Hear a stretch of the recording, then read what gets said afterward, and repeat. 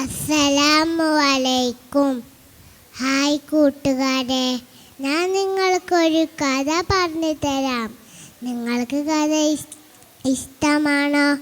ഒരിക്കൽ മുത്തുനബി സല്ലല്ലാഹു അലൈഹി വസല്ലം ഒരു വഴിയിലൂടെ നടക്കുകയായിരുന്നു.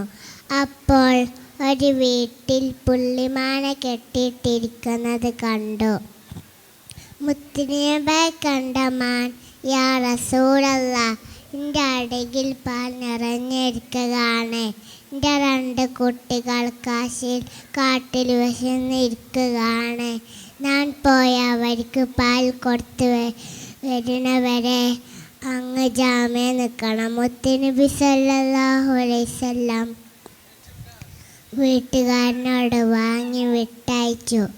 കാട്ടിലേക്ക് വിട്ടയച്ചു.